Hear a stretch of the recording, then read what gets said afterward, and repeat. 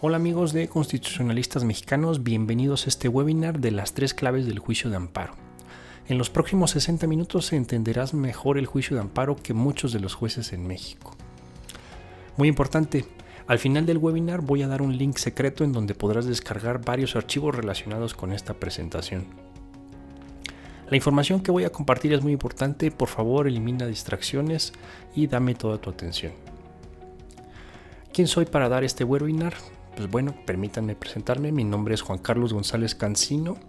Soy abogado egresado de la Escuela Libre de Derecho. También soy profesor adjunto de la Cátedra de Derecho Procesal Constitucional en 4º grado de la licenciatura, también en la Escuela Libre de Derecho. Soy director general de Constitucionalistas Mexicanos. Soy abogado litigante y soy investigador.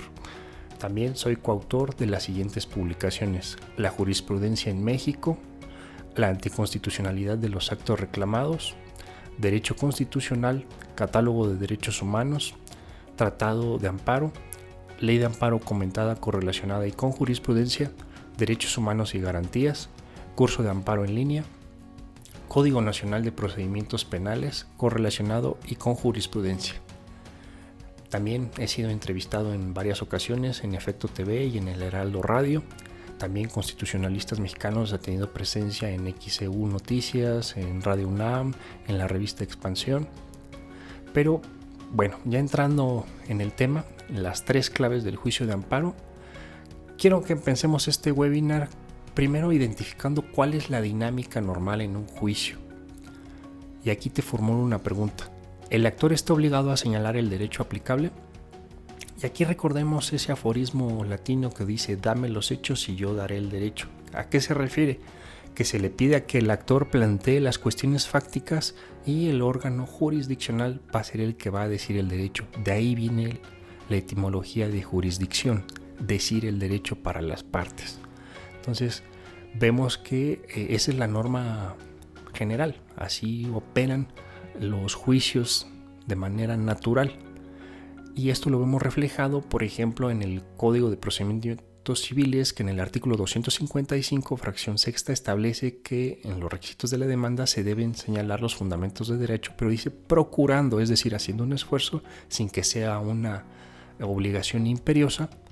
Simplemente recordemos que procurar implica hacer un esfuerzo para que algo suceda.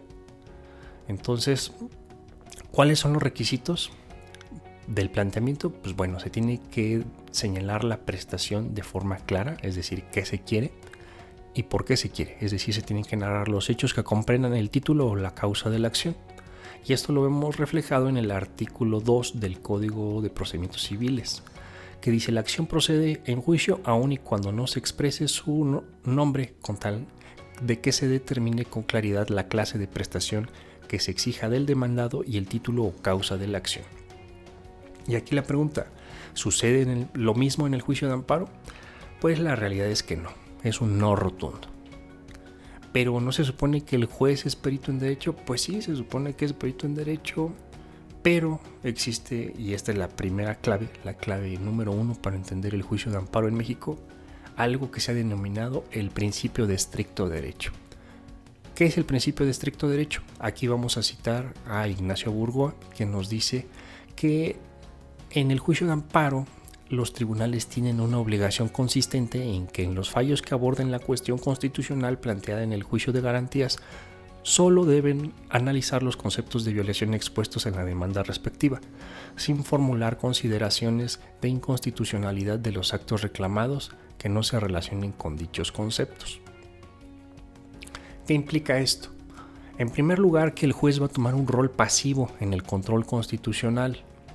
También implica que el quejoso es el que tiene que ser el perito en derecho, pues de lo contrario tendrá que soportar un acto inconstitucional.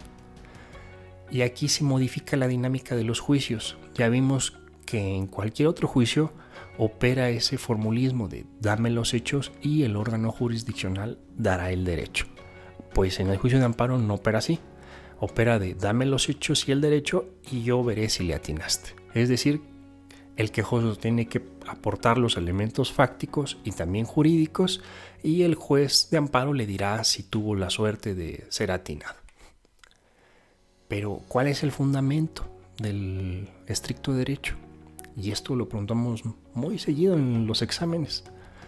Y aquí tenemos varias respuestas. Por ejemplo, hay algunos alumnos que nos dicen, y muchas veces le preguntamos esto en el examen y hasta les permitimos que abran su constitución y que busquen el fundamento jurídico constitucional del principio de estricto derecho.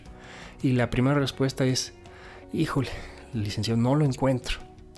O hay quienes nos dicen otra respuesta y nos dicen, pues muy fácil, el artículo 107 constitucional.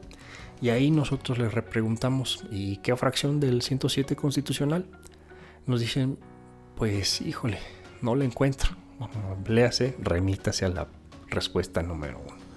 En otras ocasiones nos dicen muy valientemente que la fracción 2 del artículo 107.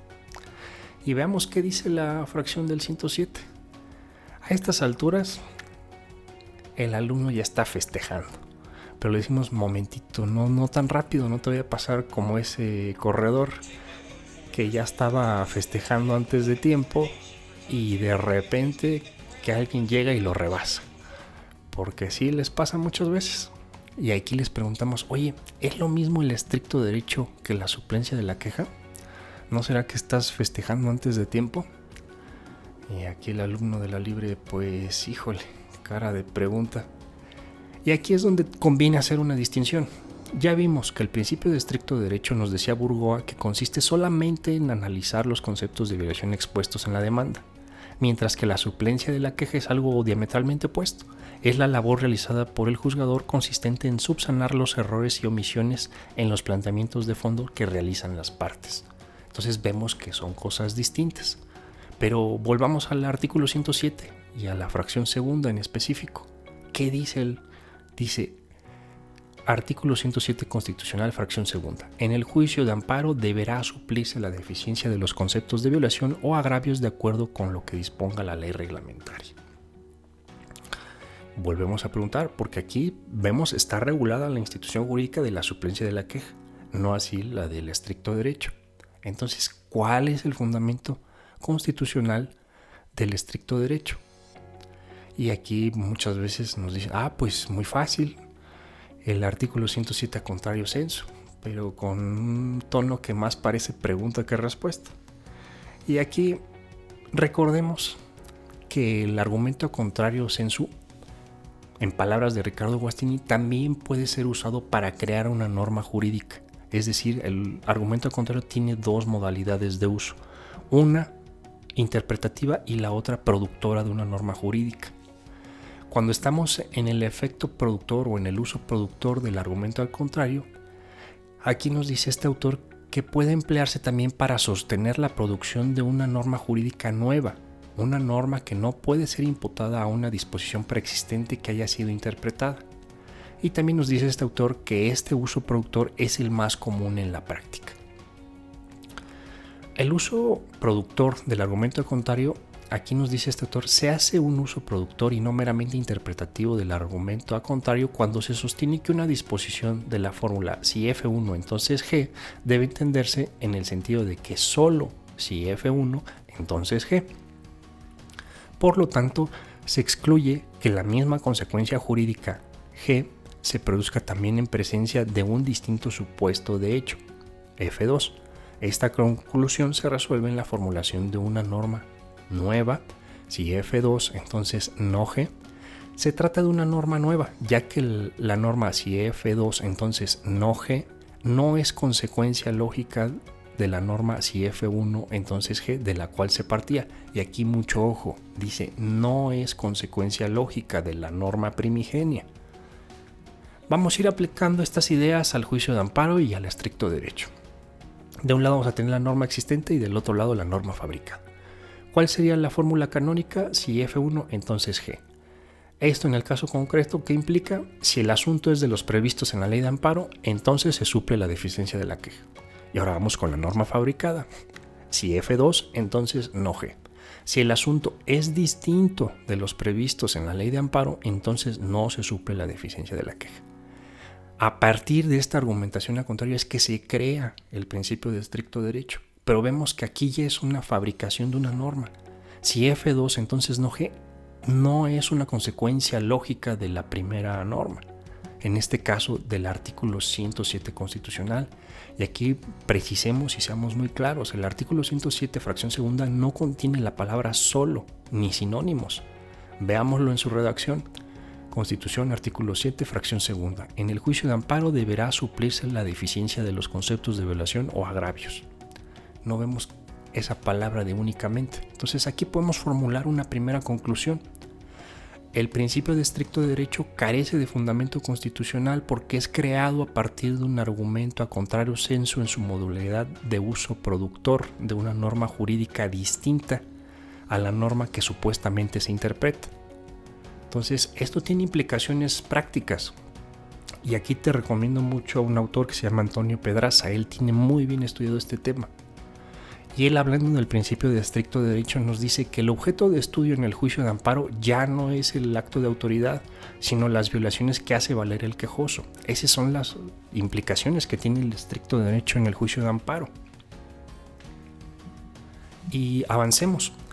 También nos dice Pedraza, como la materia del juicio de amparo ya no fueron los actos de autoridad, sino las violaciones que alegaban los ciudadanos, se calificaron los conceptos de violación de deficientes, inoperantes, improcedentes. En otras palabras, el juez, en lugar de estar viendo cuáles son los defectos del acto reclamado, empezó a ver cuáles son los defectos de los conceptos de violación. Si se fijan aquí, cómo cambió la litis del juicio de amparo.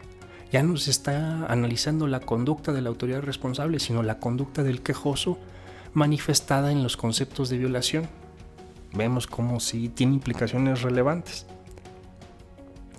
A través de los conceptos de estricto derecho y de suplencia de la queja, nos dice Pedraza, la Suprema Corte de Justicia convirtió el juicio de amparo en un duelo de intelectualidades donde el quejoso debía demostrar sin lugar a dudas que la autoridad violó sus garantías, con lo que dejó a las autoridades con plena libertad para dictar actos que violaran derechos humanos, pues estos subsistirían siempre que el quejoso no supiera impugnarlos. Entonces, como vemos, tiene repercusiones graves, porque ya no es que el juez de oficio va a revisar el acto reclamado, ya no es que va a tomar ese rol de perito en derecho y él va a decir, ok, estuvo ajustada o no la conducta de la autoridad responsable. Aquí vemos que el principio de estricto derecho rompe la dinámica natural de todo juicio. Esa es la clave número 1 para entender cómo funciona el juicio de amparo en México. Ahora vamos con la clave número 2, y esto lo vamos a encontrar en el concepto de autoridad. Y esto vamos a usar aquí las palabras de Arturo Saldívar, actual ministro de la Suprema Corte de Justicia, para que vean que también estas ideas están muy permeadas en el Poder Judicial. Es muy importante distinguir entre autoridad y autoridad para efectos del amparo, ya que no son lo mismo. Esto es más que una sutileza. La autoridad como tal es lo que entendemos por autoridad en derecho constitucional. Por el contrario, una autoridad para efectos del amparo es alguien que emite un acto con las características de unilateralidad y obligatoriedad a las que ya nos hemos referido, sin que necesariamente se trate de un servidor público en funciones. Y aquí vamos a citar algunos ejemplos. Por ejemplo, la Comisión Federal de Electricidad. Y aquí estamos viendo cómo en esta tesis de jurisprudencia, esta tesis aislada, nos dicen que no constituye ni es equiparable un acto de autoridad para efectos del juicio de amparo. Y algo ya un poco más grotesco, por ejemplo, aquí vemos un ayuntamiento que es formalmente, es sin duda una autoridad. Pues nos dicen que para el juicio de amparo no constituye. Entonces vamos viendo aquí algo raro, porque en esta jurisprudencia, y aquí es donde vamos a entrar ya más en precisión, quiero que te fijes muy bien en la fecha en que se emite esta jurisprudencia. Es en el año 2012 y nos dice autoridad para efectos del juicio de amparo, notas distintivas. Y aquí nos dice las notas que distinguen a una autoridad para efectos del juicio de amparo son las siguientes. Aquí nos dice que esa relación tenga su nacimiento en la ley, lo que dota a un ente una facultad administrativa cuyo ejercicio es irrenunciable, al ser pública la fuente de esa potestad, que con motivo de esa relación emita actos unilaterales. Vean, aquí ya empieza a salir ese tema de los actos unilaterales, a través de los cuales cree, modifica o extinga por sí o ante sí situaciones jurídicas que afecten la esfera legal, que para emitir esos actos no requiere acudir a los órganos judiciales ni precise el consenso de la voluntad del afectado, es decir, que sea obligatorio. Pero veamos qué decía la ley de amparo en el 2012. Vamos a contrastar esta jurisprudencia con lo que decía la ley de amparo, pues para ver de dónde sacó el Poder Judicial esas notas distintivas. Y veamos, en el 2011 la ley de amparo decía: es autoridad responsable la que dicta, promulga, publica, ordena, ejecuta o trata de ejecutar la ley o acto reclamado. Entonces, como vemos, ahí no están esos requisitos de unilateral y que en contra de la voluntad, o sea, no aparece ahí. Entonces hay quien puede decir: no, pues es que tal vez hubo una reforma y antes sí estaba. Pues temo decirte que no es el caso, porque la jurisprudencia es del 2011 y en el año de 1984 la ley de amparo decía algo que no contemplaba esos requisitos, porque en ese año decía que es autoridad responsable la que dicta, ordena, ejecuta o trata de ejecutar la ley o acto reclamado. No vemos la presencia de esos elementos, de esas notas distintivas de las que habla esa jurisprudencia. Si te vas a la ley actual, sí ya queda claro, porque ahí incorporaron el tema de unilateral y de obligatoriedad. Pero estamos viendo el origen, de dónde vienen esos requisitos. Porque estos requisitos que tiene esta ley los recogió de la jurisprudencia, pero la jurisprudencia, ¿de dónde los recogió? ¿De dónde salieron? ¿De dónde sacaron los requisitos de unilateralidad y obligatoriedad? Y hay quien puede decir: pues bueno, pues tal vez en la Constitución. Pues bueno, vamos a la Constitución. Vemos que el actual artículo 103 nada más habla de los actos, de las normas generales, actos u omisiones de la autoridad, pero no dice que unilateral o que obligatorio. Y nos debe decir: no, pues es que tal vez en esas épocas, o tal vez antes, la Constitución sí lo establecía y por eso ya lo incorporó la jurisprudencia. Pues temo decirte que no, porque el artículo 103 en el texto original de la Constitución de 1917 decía: por leyes o actos de la autoridad que violen garantías individuales. No establecía esos requisitos. Y el 107 tampoco establece los requisitos de unilateralidad y obligatoriedad. Vuelvo a insistir: ¿de dónde sacaron esos requisitos? La jurisprudencia, ¿de dónde los sacó? Y para que entendamos eso, aquí vamos a dejar en pendiente este tema, porque la clave número 3 nos va a dar bastante luz al respecto. Y la clave número 3 para entender el juicio de amparo en México es un modelo obsoleto de derecho humano. ¿Y a qué me refiero esto?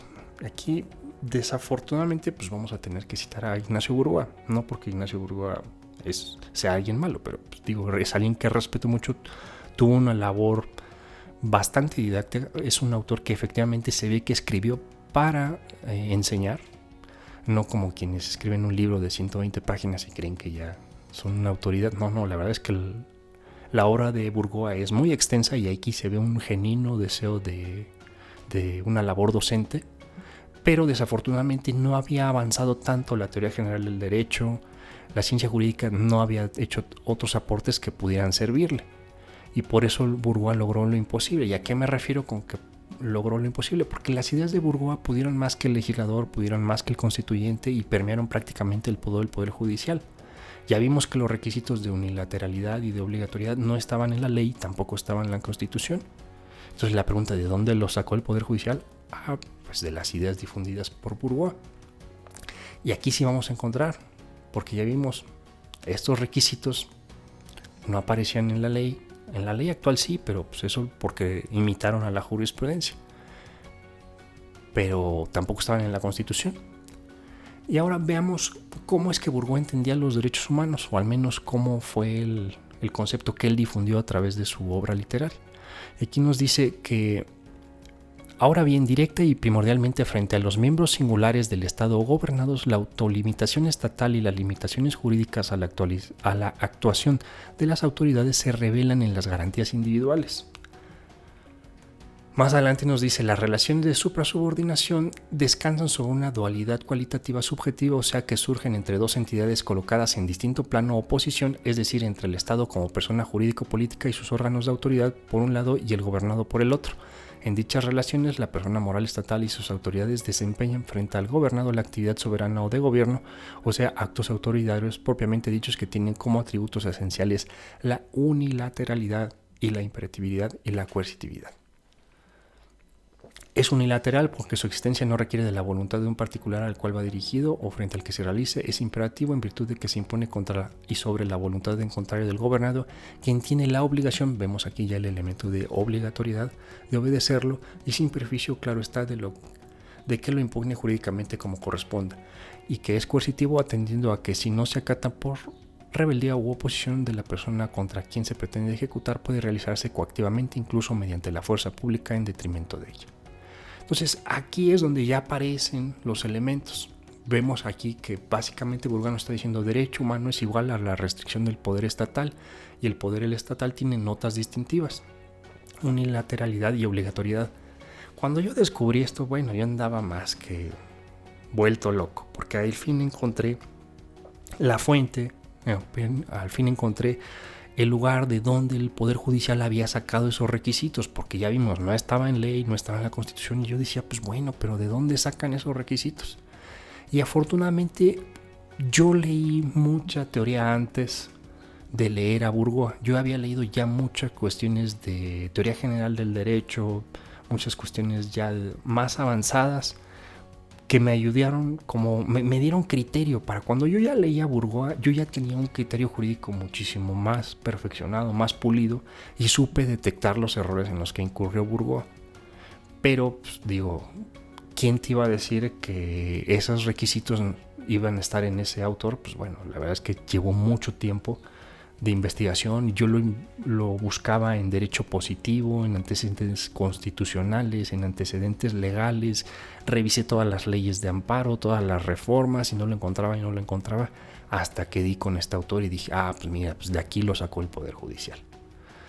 Y el problema es que ese modelo, esta equiparación del derecho humano como restricción del poder estatal, tiene defectos.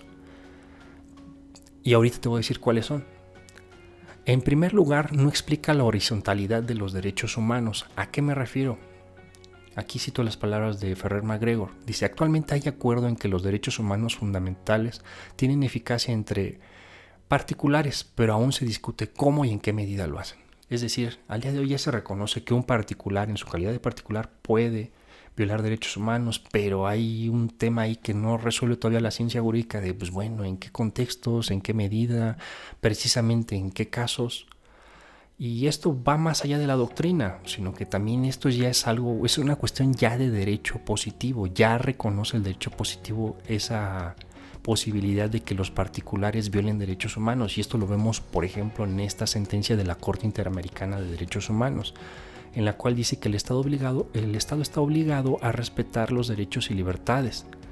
Dice, lo anterior se impone independientemente de que los responsables de las violaciones de estos derechos sean agentes del poder público, pues ahí todo normal, pero miren aquí, dice, o que las violaciones de estos derechos sean de particulares o de grupo de ellos. Entonces aquí ya vemos cómo se reconoce una cuestión fáctica en la cual los particulares pueden, repito, de hecho, violar derechos humanos, pueden ser infractores.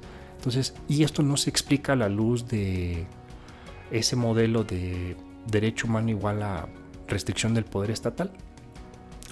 Otro de los defectos de ese modelo es que se usan ficciones, y las ficciones son distorsiones de la realidad. Entonces, una teoría, un modelo teórico que no explica la realidad, sino que más bien tiene que distorsionarla para ajustarla a esa teoría, pues es una teoría defectuosa, es un modelo de derecho humano muy precario. Entonces, ¿de qué ficciones estoy hablando? Pues bueno, en primer lugar de la prevista en la ley vigente del juicio de amparo, que nos dice que hay casos en los cuales los particulares tendrán la calidad de autoridad responsable cuando realicen actos equivalentes a la autoridad. Y también estoy hablando de la ficción inversa, aquella en que a entes públicos se les quita el carácter de autoridad, como en este caso del Ayuntamiento de Quintana Roo. Entonces ya vemos cómo estas ficciones son normales en este modelo, pero esas ficciones son unos focos rojos que nos dicen, aquí está algo mal, aquí hay algo que no se explica a la luz de ese paradigma. También otro de los defectos es que si un derecho humano es igual a una restricción al poder estatal, no podemos explicar ciertos derechos. Si partimos de esa premisa, ¿cómo podríamos incluir a los derechos prestacionales en la categoría de derechos humanos? ¿Y a qué me refiero? Hay muchos derechos humanos que implican no solamente una obligación de no hacer, como lo podría ser una restricción al poder estatal, sino una obligación de dar o de hacer, es decir, prestacionales. y esos derechos tienen la calidad de derechos humanos. Pero ese modelo teórico no encuadra, o sea, no nos sirve para explicar o para reconocerle la calidad de derechos humanos a esos derechos. Entonces aquí vemos una deficiencia más. Otro defecto más lo vamos a encontrar en la plenitud de las obligaciones en materia de derechos humanos. ¿Y a qué me refiero? Recordemos que el artículo 1 constitucional nos establece que todas las autoridades en el ámbito de sus competencias tienen la obligación de proteger derechos humanos. Y mucho ojo, ¿cuál es la expresión que usa el texto constitucional? Dice en el ámbito de sus competencias, nos dice en sus relaciones de suprasubordinación, que es un ámbito más acotado. El ámbito de sus competencias es muchísimo más amplio porque la competencia va a incluir tanto los planos de coordinación como los planos de suprasubordinación. Entonces, si concebimos al derecho humano como una mera restricción a una relación de suprasubordinación, pues bueno, aquí no explica los alcances más amplios de este artículo. Entonces vemos que aquí encontramos otro defecto. Y también tenemos la legitimación pasiva prevista en el Pacto de San José, en el artículo 25. Y aquí es muy importante que veamos la palabra que dice aun cuando tal violación sea cometida por personas que actúen en el ejercicio de sus funciones, porque va a tener efectos. ¿Qué nos dice este artículo? Nos dice que toda persona tiene derecho a un recurso sencillo y rápido o a cualquier otro recurso efectivo ante los jueces o tribunales competentes que lo ampare contra actos que violen sus derechos fundamentales reconocidos por la Constitución, la ley o la presente convención, aun cuando tal violación sea cometida por personas que actúen en ejercicio de funciones oficiales. ¿Qué nos implica esta palabra aún? Que puede haber dos escenarios: que esa violación se cometa por personas que actúen en ejercicio de funciones públicas y otras que pueden ser violaciones cometidas por personas que nada tienen que ver con la función pública, es decir, particulares. Por eso encontramos esa sentencia y hay algunas observaciones también de los comités de derechos humanos en el mismo sentido. Y aquí vemos cómo esto resulta inexplicable o resulta incompatible con ese modelo de derecho humano del cual difundió Bourgois. Entonces, en resumen, ya estamos viendo aquí las tres claves que nos explican el juicio de amparo en México. La primera clave fue el principio de estricto derecho, que ya vimos que no tiene fundamento constitucional, sino que lo que tiene fundamento constitucional en todo caso es la suplencia de la queja, pero que tiene implicaciones prácticas relevantes, porque pasamos de una formulación de dame los hechos, yo te daré el derecho, que ese aforismo latino que es la definición práctica de la jurisdicción, en el cual simplemente el quejoso plantea las cuestiones fácticas y ya es el órgano jurisdiccional como perito en derecho quien dice, ok, este es el derecho aplicable. Pasamos a una dinámica distinta en la cual se le exige al quejoso que dé los elementos fácticos, pero también los jurídicos, y el juez se limita a ver si le atinó el quejoso. Entonces ahí vemos cómo tiene efectos relevantes.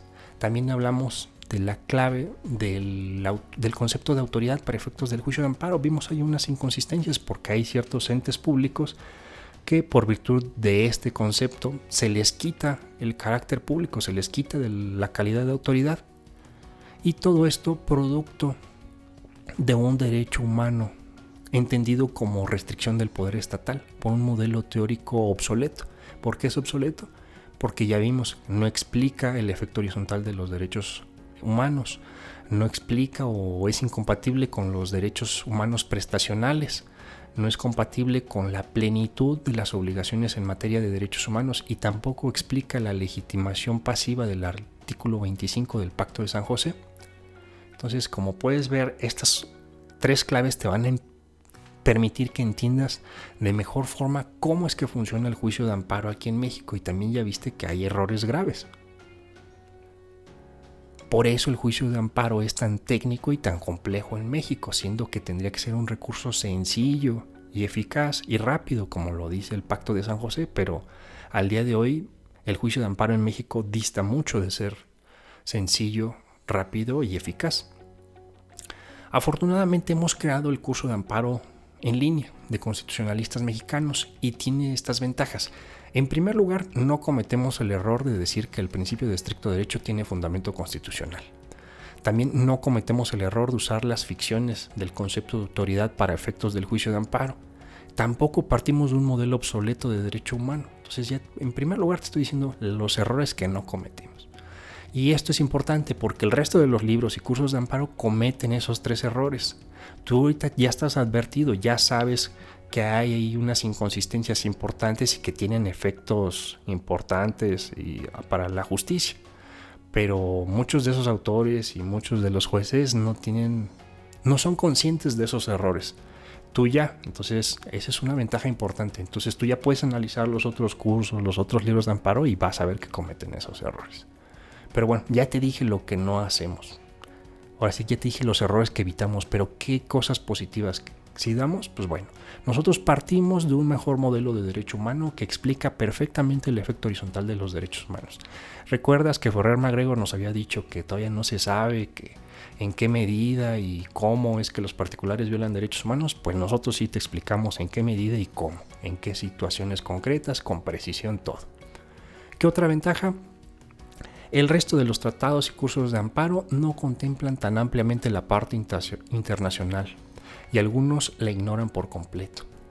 ¿A qué me refiero? Hay muchos autores, muchos libros, muchos cursos que nada más te van a hablar de los principios constitucionales del juicio de amparo.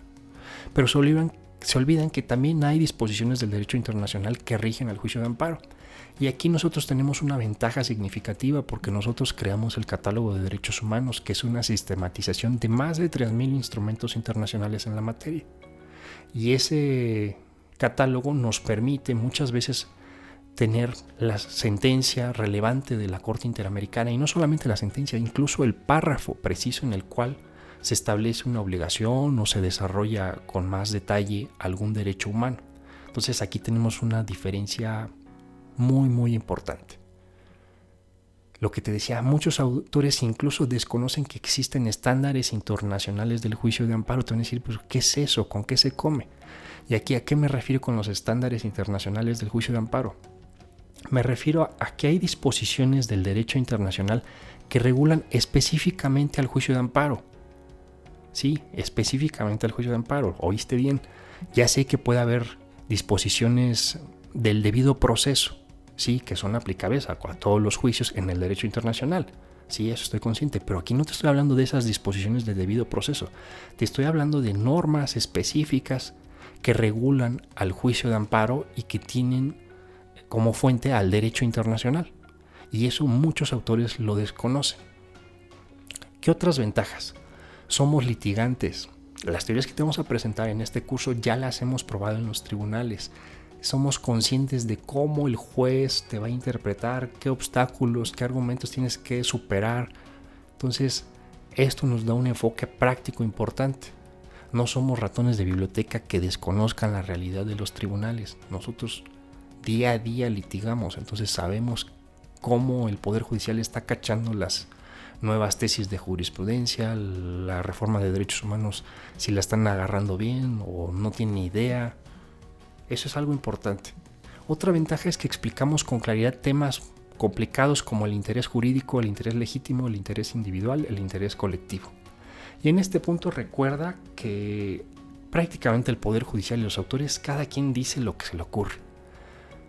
Desafortunadamente muy pocos de ellos, yo creo que tal vez ninguno de ellos, tiene un rigor metodológico como en este curso. En este curso sí aplicamos el método jurídico y te explicamos claramente en qué consiste el interés jurídico, en qué consiste el interés legítimo, el individual y el colectivo. Y también te explicamos otras figuras que no tienen fundamento en la Constitución, pero que muchas veces el Poder Judicial las mete en la discusión. Y estoy hablando, por ejemplo, del interés difuso o del interés simple, que si bien es cierto no están regulados, muchas veces vas a encontrar muchas tesis que los meten a la discusión sin siquiera decirte el artículo a partir del cual supuestamente están interpretando esa figura jurídica. Pero en el curso de amparo eso lo superamos y con bastante eficacia. Otra ventaja que vas a encontrar es que nosotros te vamos a mostrar las inconstitucionalidades de la ley de amparo y de la jurisprudencia.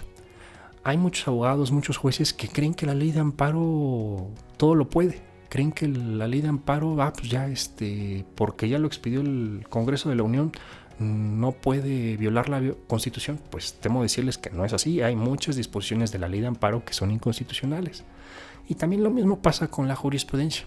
Muchos creen que porque ya lo dijo la Corte ya es constitucional. No, momentito. Hay muchas tesis de jurisprudencia, muchas tesis aisladas que emite la Suprema Corte de Justicia que son contrarias a la Constitución. Y aquí te vamos a mostrar cuáles son esas tesis y esos artículos de la ley de amparo. Y no solamente eso, también te vamos a mostrar qué artículos de la ley de amparo y qué tesis de la jurisprudencia violan los derechos humanos de carácter o las disposiciones de carácter internacional. Esto ya te lo decía antes. Creamos el catálogo de derechos humanos que compila muchísimo derecho internacional en esta materia y eso nos permite detectar fácilmente las violaciones que cometió el legislador o el Poder Judicial a los tratados internacionales en esta materia, y eso es algo significativo. También vas a descubrir qué medidas precautorias distintas a la suspensión existen y sus fundamentos jurídicos. Mucha de la doctrina y muchos jueces están empeñados en que solamente existe la suspensión. ¿Es algo que ya aceptan de forma dogmática? Pues no, aquí en este curso te vamos a explicar qué otras medidas distintas de la suspensión existen y cuáles son sus fundamentos jurídicos. Otra ventaja es que abordamos un tema que casi ningún tratado de amparo o algún curso, que es el tema del análisis de constitucionalidad. Y aquí te vamos a explicar qué es la presunción de constitucionalidad y cuáles son todos sus defectos, porque no tienes una idea de cuántos defectos hay en este tema. También te vamos a hablar de las ineficacias de los conceptos de violación. Te vamos a hablar de en qué casos la interpretación conforme viola derechos humanos. También te vamos a enseñar a cómo contrarrestar el principio de estricto derecho, que ya vimos que no tiene fundamento constitucional. También te vamos a explicar cómo es que el Poder Judicial ha restringido los alcances del juicio de amparo. Entonces, como puedes ver, hay muchas ventajas. Realmente este curso está muy bien diseñado y supera por mucho a cualquier otro que puedas encontrar. Ahora vamos a hablar de cómo está estructurado, en qué consiste este curso de amparo en línea. ¿Es texto, es en línea, es presencial? Ahorita vamos a abordar ese tema. Este curso es material videograbado. Estás hablando que son 10 módulos. Más adelante te voy a dar un enlace con el que vas a ver cuál es el temario completo de cada uno de estos módulos. Estamos hablando que son 27 videos. En total son más de 13 horas de grabación.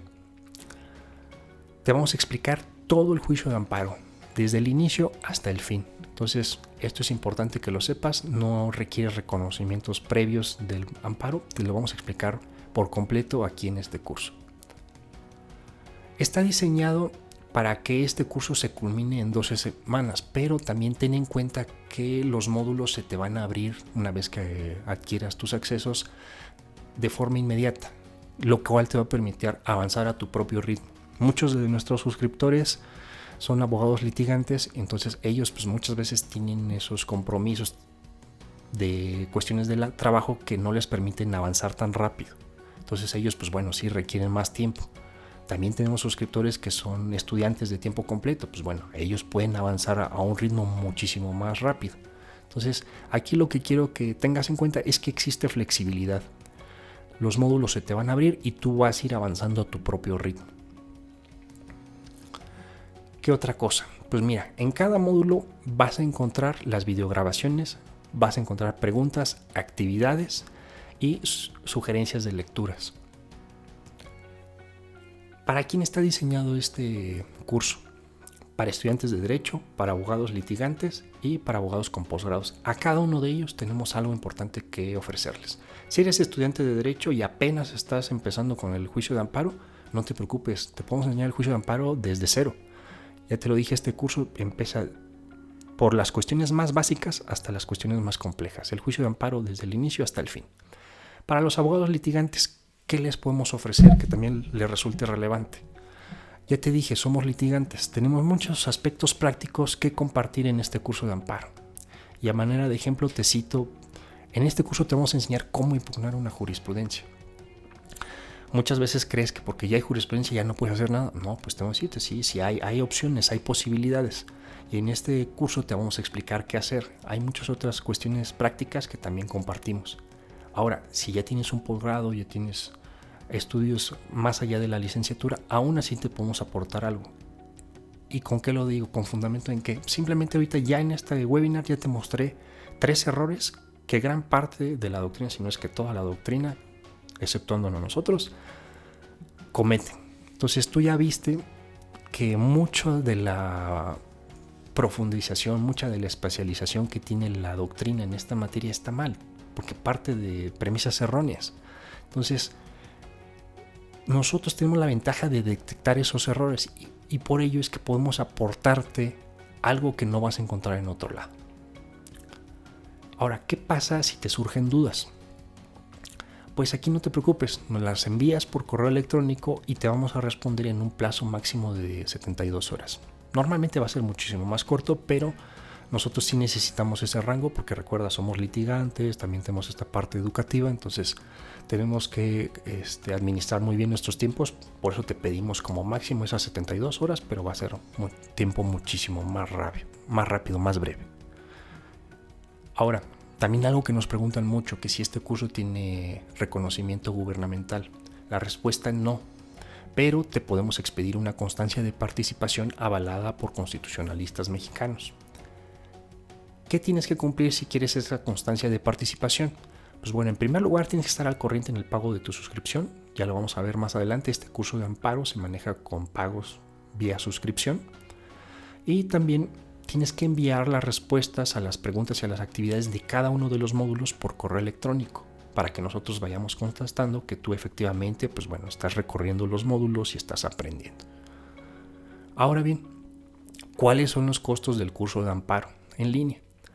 Aquí tengo que decirte, estos precios que te voy a dar son una oferta por tiempo limitado. Aún no hemos decidido cuánto tiempo vamos a mantener estos precios con descuento. Así que al momento en que yo estoy grabando este video, estos son los precios que tenemos. Pero yo no sé en qué momento tú vas a ver este video, así que por favor te pido que para que veas los precios actualizados, los precios vigentes, visites la tienda de Constitucionalistas Mexicanos para que veas cuáles son los precios al momento en que tú veas este video. Y eso lo vas a encontrar en constitucionalistas.mx, ahí en esa dirección, ahí vas a encontrar en el apartado de tienda, vas a encontrar los precios. Ahora, ¿cuáles son las opciones que tenemos? En primer lugar, tenemos una suscripción de 1,000 pesos que ahorita por oferta la vamos a poner en 590 pesos con cargo a tarjeta de crédito o de débito. Va a ser una suscripción mensual, entonces ahí con estos 590 pesos vas a tener derecho a acceder al curso, a todos los 10 módulos por un mes. O sea, si tú requieres más meses, 2, 3, 4, pues bueno, adelante, tú mantienes tu mensualidad. ¿Qué quiero decirte con esto? Que no hay plazos forzosos. Tú decides si tu suscripción va a ser nada más un mes, 2, 3, 4, ahí ya cuando tú decidas se puede cancelar porque no hay un plazo forzoso. Ahora, muchos de ustedes nos han dicho que no tienen tarjetas de crédito o que no tienen tarjetas de débito o que no se sienten en la confianza de hacer operaciones por internet con sus tarjetas.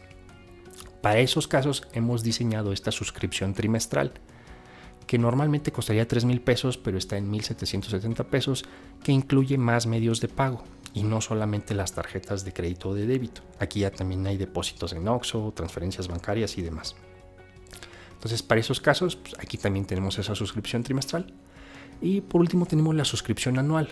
Normalmente pagarías 12,000 pesos, pero aquí hemos incluido un precio con un descuento adicional.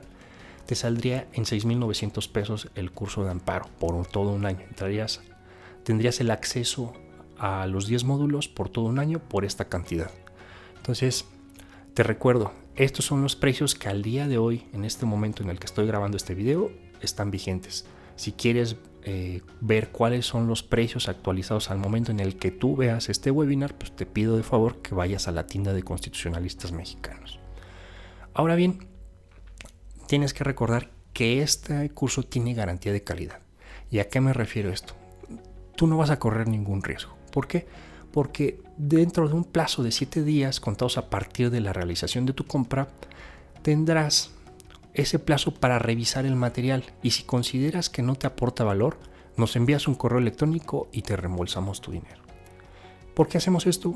Para que tú estés convencido de que realmente el curso de amparo tiene la calidad suficiente que valga por tu dinero.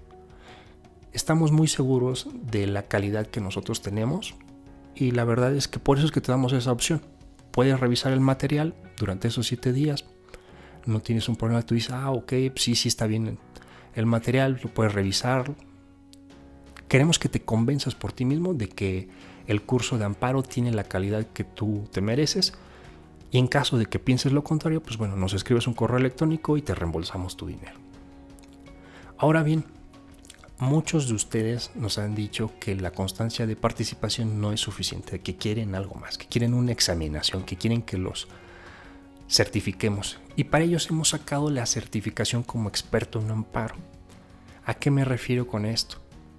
Pues mira, va a ser un certificado que vamos a expedir nosotros como constitucionalistas mexicanos.